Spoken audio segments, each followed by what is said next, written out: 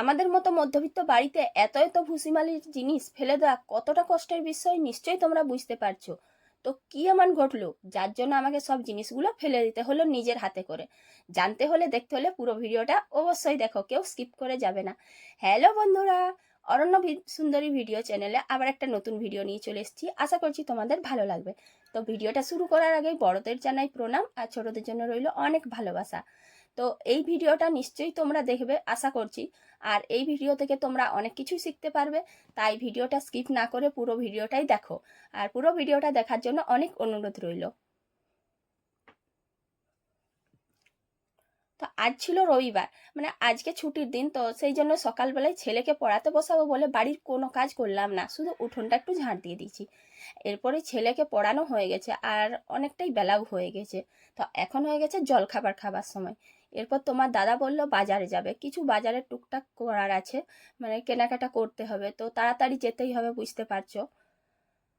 সেজন্য ওকে খেতে দিয়েছিলাম।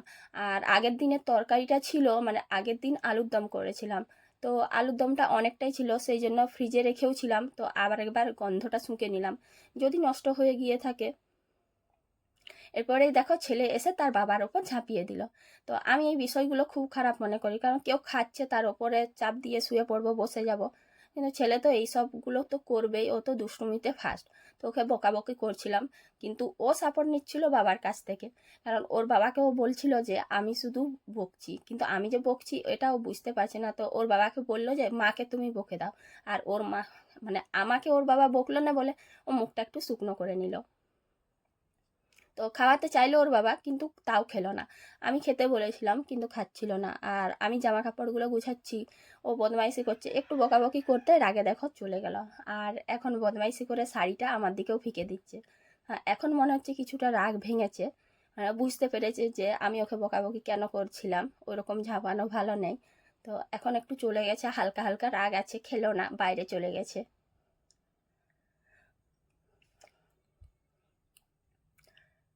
কালকে কিছু জামা কাপড় কেচেছিলাম, কিন্তু সেগুলো কি বলতো গুছানোর একটুও সময় পাইনি, কারণ বিকেলের দিকেই শুকনো হয়। আর বিকেলের পর অনেক কিছু এটা সেটা কাজ করতে করতে সন্ধে হয়ে যায়, সন্ধ্যের পর ছেলেকে পড়াই, খাবার দাবার এটা করে করে আর হয় না। আমি বেশিরভাগ সময় সকালবেলায় জামা কাপড় গুছিয়ে নিই, তো আজকে তো ছেলেকে পড়াচ্ছিলাম, সেই জন্য হয়ে ওঠেনি। এখন তোমাদের দাদাকে খেতে দিয়ে দেখলাম যে বিছানাতেই জামা কাপড়গুলো পড়ে আছে, সেই জন্য গুছিয়ে নিচ্ছি। তো বন্ধুরা, আমার গলার আওয়াজটা একটু অন্যরকম লাগছে, কারণ আমি কথা বলছি যে আমারও খুব কষ্ট হচ্ছে, কারণ খুব ঠান্ডা লেগেছে, প্লিজ একটু মানিয়ে নিও। আর আমার ভয়েসটা নিশ্চয়ই খারাপ, ওই জন্য তোমরা কেউ সাপোর্ট করছো না, পাশে থাকছো না। আশা করছি তোমাদের আমার ভিডিও ভালো লাগবে, তো প্লিজ একটু মানিয়ে আমাকে পাশে থেকো আর সাপোর্ট করো। জামা কাপড়গুলো গুছিয়েও নিয়েছি, এখন আমার রুমে রেখে দেবো।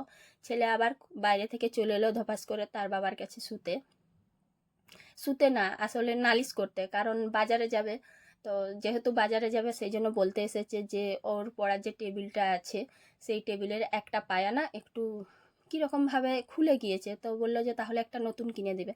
কিন্তু আমি বললাম যে ওটা খুলে গিয়েছে, ওটা তো সেট করা যাবে, সেটার জন্যই ওর বাবাকে একটু বেশি করে ভালোবাসা আদর দিয়ে তেল দিচ্ছিল যাতে আরেকটা নতুন কিনে দেয়। কিন্তু আমি আবার একটু বকলাম যে সব সময় নতুন কেন, কারণ কোনো জিনিস নষ্ট না হলে সেটা তো রিপেয়ার করেও ব্যবহার করা যায়। তো সেই জন্য আবার একবার ও বাইরে চলে গেছে। না, বাইরে যায়নি, ওর বাবার সাথেই ছিল রুমের মধ্যে, আমি জানতাম না। ওর বাবার পেছনে ঘুরঘুর করছে, যদি একটু বেশি করে বলা করার পরে ওর বাবা এনে দেয়, কারণ ও জানে তো যে আমি না বলবো, যে ওর বাবার সাথে সাথেই ঘুরছে সাইকেল নিয়ে।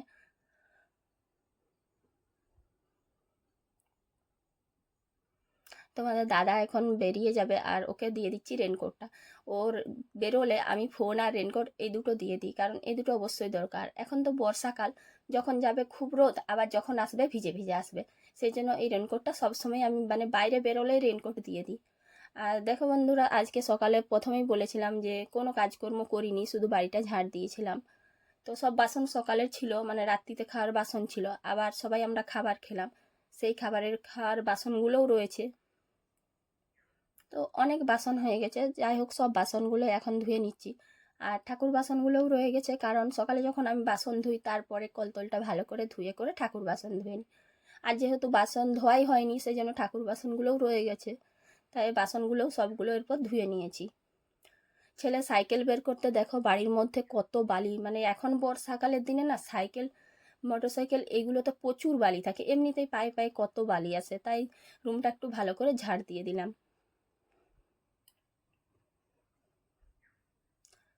আজকে খুব রোদ দিয়েছে, তাই একটু অন্যরকম কিছু ভেবে রেখেছি যে আজ একটু অন্য কাজ করব, কিন্তু অন্য কাজ করার আগে রান্নাটা তো তাড়াতাড়ি করে নিতে হবে, তাই সবজি কিছু কাটাকাটি করে আমি রান্নায় লেগে পড়েছিলাম।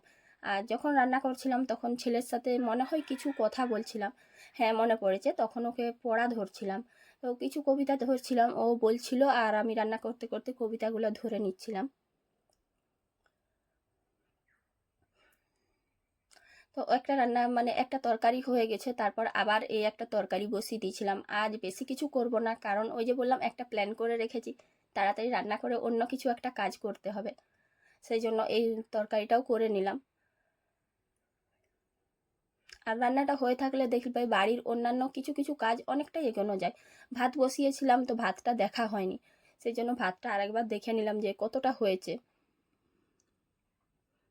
দেখলাম ভাতটা হতে আর একটু বাকি আছে, খুব বেশি দেরি নেই। তো বাইরে যেহেতু রোদ উঠেছে সেই জন্য ওই যেটা ভেবে রেখেছিলাম সেটাই করলাম। তো দেখো বন্ধুরা, বর্ষাকালে তো আমাদের বাড়িতে বা তোমাদের বাড়িতে কেউ বাইরে কিছু জিনিস দিতে পারবে না, কিন্তু বর্ষাকালে আমাদের বাড়ির ভেতরে যেসব জিনিসপত্রগুলো থাকে, মানে ভুসিমালের যেসব জিনিসপত্র, ডাল, মুগ ডাল বা ছোলার ডাল, মটর, ছোলা বা অন্যান্য যার বাড়িতে যেরকম জিনিস থাকে সেগুলো কিন্তু অবশ্যই রোদে দেবে। তো আমি বর্ষার সময় না একটু রোদে দিইনি, মানে যেদিন হালকা হালকা রোদ হয়েছে সেদিনও দিইনি। তো দেখো 10-15 দিন আগের জিনিসগুলো কিভাবে নষ্ট হয়ে গেছে। কালকে আমি দেখেছিলাম যে পুরো পোকাতে ভর্তি হয়ে গেছে। এত বড় ভুল না আমি কোনো বছরই করিনি। তো কিছু করার নেই, কি আর করব, দেখা হয়নি। সেই জন্য বলছি বন্ধুরা, অবশ্যই তোমরা দেখবে বাড়িতে যে যে জিনিসগুলো আছে বর্ষার পরে অবশ্যই রোদে দিবে। নাহলে দেখো আমাদের মতো মধ্যবিত্ত বাড়িতে এত এত ভুসিমালের জিনিস নষ্ট হয়ে যাওয়া মানে কতটা কষ্টের। হ্যাঁ, আমাদেরকে কষ্ট করে রোজগার করতে হয়, সেখানে যদি এই জিনিসগুলো নষ্ট হয়ে যায় ফেলে দিতে হবে নিজেদের হাতে, মানে সেটা খুবই বেদনাদায়ক। তাই যাতে জিনিসগুলো না নষ্ট হয়, পয়সাগুলো না নষ্ট হয়, একটু জিনিসের প্রতি খেয়াল রাখবে। তো আমিও রোদে দিয়েছি, দেখা যাক কতটা কি ভালো থাকে, তবে আমাকেও মনে হচ্ছে ফেলে দিতে হবে, কারণ পুরো পোকাতে ভর্তি হয়ে গেছে। তো সবগুলোই আমি বারবার করে নাড়াচাড়া করছিলাম। এরপর দুপুরটা প্রায় দুপুর 2-3টে বাজবে, 2-2:30 হয়ে যাবে, সেই সময় ও এসেছে। তো খাওয়া দাওয়া করে নিয়েছিলাম সবাই। তারপরে একটা নারকেল দেখলাম যে নড়াচড়া করছে, তো ওকে বললাম ভাঙো, কারণ আমি ভেবেছিলাম যে নারকেলের ভেতরে সেই সাদা শাঁসটা থাকে না, হয়তো ওটা আছে। কিন্তু কি কপাল, এটা তো সাদা শাঁস না, এটা নারকেলটাই শুকনো হয়ে গেছে।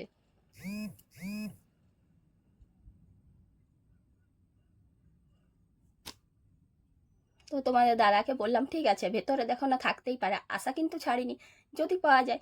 ওই সাদা শাঁসটা খেতে না খুবই ভালো লাগে, খুব টেস্টি লাগে, মানে তাল শাঁসের মতনই অনেকটা লাগে। তো ও কাটলো যখন না, ভেতর থেকে দেখো কিচ্ছু নেই, পুরো সাদা। কি আর করবো, নারকেলটা রেখে দিলাম। আজ যেহেতু রবিবার, ছেলের ড্রয়িং স্কুল আছে, তো বিকেল হতে না হতেই ওকে তো ড্রয়িং স্কুলে যেতেই হবে। আর আমার দিদির মেয়েও যাবে, ওকে ওর বাড়ি থেকে তুলে নেবে। আর এখন ছেলেকে পৌঁছতে যাচ্ছে তার বাবা। তো ছেলে টাটাও করে দিল, আমিও টাটা করলাম।